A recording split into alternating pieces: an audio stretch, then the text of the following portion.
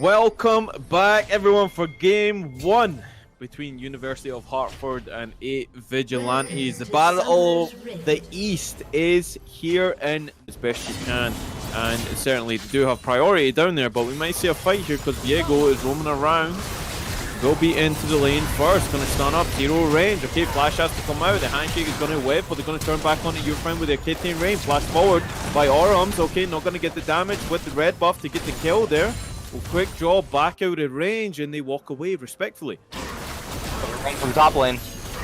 Oh, hold on, yeah, they're rolling down. Lunar has to flash out with that one. Deja flashes as well. One more, we'll get it. The Eerie burning, not going to secure it. Run straight into Graves in that bot side river, but it's going to be first blood on the Blessings on the Camille as they look to turn back onto Viego as they pick the fight that you just don't want. That's a double kill onto the Camille. The win condition for 8 Vigilantes is online. Not see it, and that allows the Viego to come down and get a long range stun, but luckily with the Graves being there, they are able to turn it as Flash in. Speaking of bot lane, Flash for Flash, exhaust goes down, but they pick off the Draven. The stacks are no more.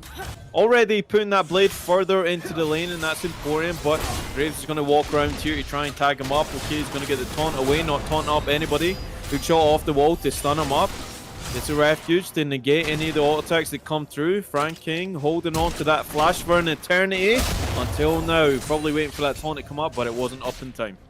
Up here in the top lane, but Graves backing has that serrated Dirk, whereas Viego just sitting on that Sheen, and now we're going to see a gank coming in. Looks like Draven. No summoners on the Draven, which means Graves is going to be back paying a visit, collecting a check, walking all the way to the bank as he picks up some vision before this dragon. It is only a Cloud Drake, so it's not the most important dragon on the map, as we see Shen trading pretty aggressively here, but Camille thinks she has lethal. Yeah, Franken obviously thinks he can trade with that. Camille is so fed. Ignite goes down to his teleport Ignite, which means that's going to be the solo bolo up there in the top lane. Blessings 3-0. As that lethal right away initiates with no hesitation. Shen just kind of getting himself in a bad situation. Flash forward. Oh, speaking no hesitation, Dejor on the board with a solo kill of himself. But he might pay with that because Chabira is here with the Graves getting the roam down from the Viego. Can he be there in time? No mana on the Victor, which means that's going to be another kill, but instead it's going to be claimed by the Nautilus. Good roams coming through from the... Going to walk forward here and use that lane presence to just push them off the wave. Well, Victor is walking here, but he took the long way around, which means that hostile takeover is not going to keep Mint alive. Will they be able to get the assist? No, they won't. Whirling Death going to come through from the Draven. Try and cash in on those stacks that he has so little of, but they're going to pick up the Kai'Sa as they fall back on it. Chabira has to flash under the turret. He's stay alive, and the Nautilus will. Yeah, really good roam coming out here to make sure as many members as possible were down in that bot lane. Zero range does go down with a shutdown, I believe, giving that extra gold over to Victor. But now, just again and again, Draven getting caught by a Rooms. Until it's on the map, but the first one did go over to UHeart in this one, so that's always something that they can wrap around here, Jack, for a win condition. Speaking of win conditions, 0 range, going to go back in with the Killer Instinct. Not have enough damage, though, to kill the Renata. Yeah, maybe he thinks that he has lethal there with the Plasma. Does shoot out the W. Not in range. Still too far. And now, oh my god, not again. Just such a painful state in the game for Draven, just running around the turret. Umbral Glaive completed for the Graves for our Rums. He'd be so far ahead. Blessing's getting his backstop, but I think that is a terrible mistake. If he has Hextech Ultimatum, oh my god, your friend, he's needing some friends with Blessings. It's only about 10%. Blessings might still go for it. He didn't opt to go under the turret here because there's so much threat of the Camille actually killing both of them. Here gets his second activation. Precision protocol on the money. Viego stops it back, but pays with it with his... Yeah. Or you can just give it up because the dragon is on the map right now. Viego looking to get a pick. Dredgeline going to go wide. Going to go straight on the Graves, but Graves is pretty fed here. You don't want to do that. Okay, the Viego's going to fall. And already they're down a jungler for this dragon fight. Deja goes in, tries to delete the Graves. Is going to get pushed back. Whirling Death coming in from Draven. He's out of mana. Hostile takeover only lands on it. Nautilus going to go back on the rest of the team. They will pick off Nautilus though. Men flash back over. TQ gonna go down. Bailout not gonna help as the Killer Instinct comes in from Kai'Sa to clean up the fight. zero range. Well within range of that one is Dejor walking away with a slither of health. Blessings looking to get the hook shot to land onto the Victor. Stand United going to come in. He's going to drop the Chaos Storm. Stand United not even going to go through. Blessings deletes the Victor and they will pick up the Dragon on the back of that fight.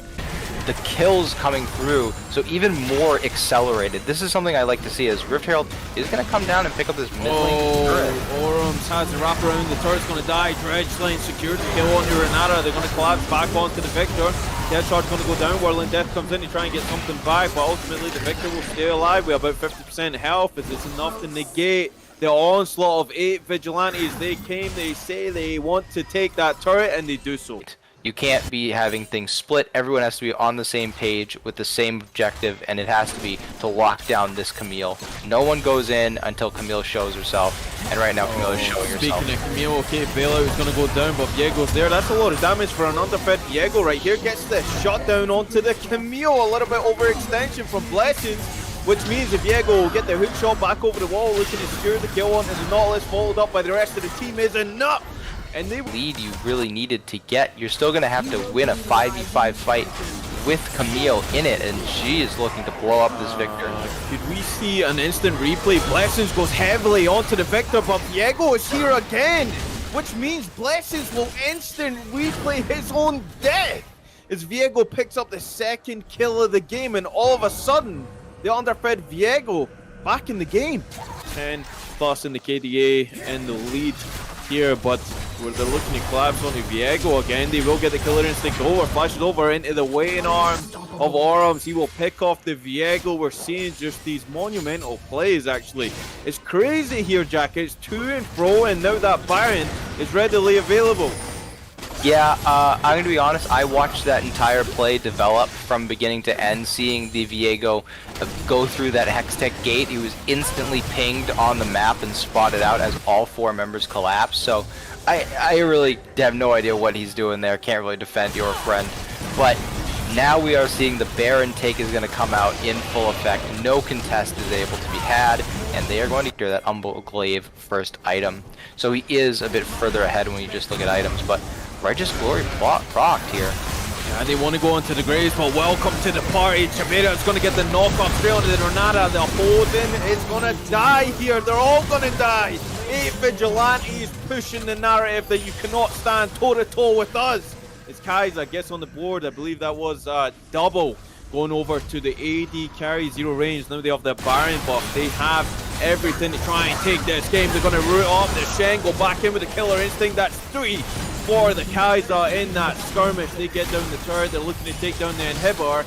And next of all, they're going to be onto those Nexus turrets. Yep, that's going to be the game. Killing Deor, they had their chance. They got a huge hostile takeover, but unfortunately did not have all 5 members at that team fight. Chibata Nautilus rolling, gives a kill over to Victor. Draven, okay, they're going to get knocked back by the Orianna. Probably the first time that we've actually seen a shockwave. This game, it kind of goes to where this... Welcome back, ladies and gentlemen. It's game 2 of a possible 3. Yeah, that is a good point. You know, AP items are going to start coming out a little bit later than mid lane Zoe, obviously, but I think this could be very dangerous. Nope, I'm not able to knock him back into the lane. But another really... Here, oh, they're still going to go for it. Flashy lands the second activation of Mortal Steel. Blessings again on the board. The Deja going low. It gets a knock-up flash with Lunar. They trade over respectfully in that mid lane. Wow, explosive stuff happening very quickly.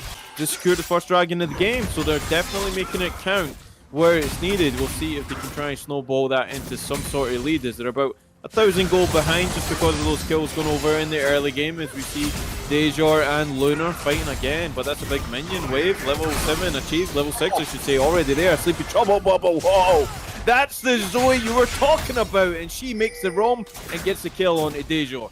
That's huge. I mean, that incredible roaming we've seen all throughout this SCL league. The support's making such a huge difference there. And I mean, the bubble was crucial. Diana probably is able to get away there, but and this is another case of just Deor knowing this Yasuo so well. And I mean, look at Zoe's support, just half health the Hecarim with 2 level disadvantage. It is going to most likely cost Mint his life.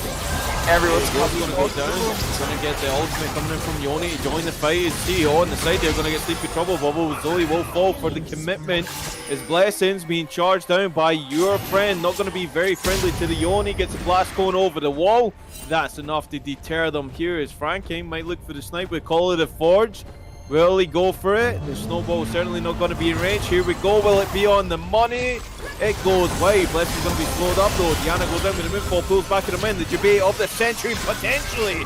Soulbound going to go back in. Lunar collects the kill onto the Nunu. As Frank King went for the snipe, and he's going to return the favor and go down here. Another kill onto the Diana. Probably could have lived if Mint didn't go back and greed for that kill on Hecarim, but another Sleepy Trouble. This could be it for Kaisa.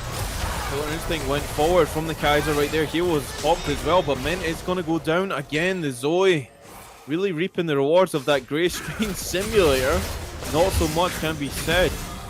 They will walk away. The Misfortune will be able to get out of that as she goes out of mana in that bot lane. Deja goes back in for the knock-up on Lunar, and we're seeing that volatility in that mid lane. They just want to keep on going. Speaking of keep on going, Lunar rush back defensively. Deja going under the turret, trying to kill the Diana. The turret's going to secure the kill, but Nunu comes in with the snowball to secure the kill back onto the opposing mid laner. This game. Look at this roam coming through from Yasuo into that top side. You see zero range, going to go back onto the Zoe there. Flash forward into the quickness with zero range, going extremely low. Yasuo actually kills Yoni. The Swordsman Brothers going at it in the top side as they collapse onto the bot to 8 Vigilantes. Want to try and kill them here. Your friend a little bit too late to the party as the double kill actually goes over to the Hecarim Orums. And now he does have, just going to run out there with a devastating charge. They are going against the Lunar in the bot lane. We've seen this already in the mid lane. Misses the second cast of that. Flashes forward. Gets it with a Steel Tempest and Ignite solo bolo. And you're seeing that result come out here. Diana does have, you know, a completed item and completed shoes, but that Yasuo's advantage is too much as we have another fight. Friend goes way too far. Their bullet time actually gets interrupted by the quickness, which means Misfortune will fall here. The 8 Vigilantes are biting back in that top side. Your friend's going to have to need some friends to get away. This one devastating charge into the Rampage, secures the kill. Shut down over to the Hecarim. The 8 Vigilantes come out on top. This is a big fight. This is Dragon Soul on the line, and we see both top laners are starting to roam down. Misfortune might be caught out. Oh my god, Kikui just gets knocked back with a devastating charge, but the whole squad is here, which means Misfortune is not. That's a big pick going into this Soul point. Sleepy Trouble Bubble going to land, paired up with a snowball, but it's going to be blocked. Trade over on that Rift Herald as they are desperately going to try and kill Lunar here. Trying to clear the wave. Lunar rushes back in. Moonfall on his own to go on to the Nunu. Absolute Zero comes out, but that's going to be absolute death for the Nunu. But Yasuo will pick up the kill as 8 Vigilantes opt to take that Herald, and they will get it. Half health there. Only sitting on the components for a Lich Bane.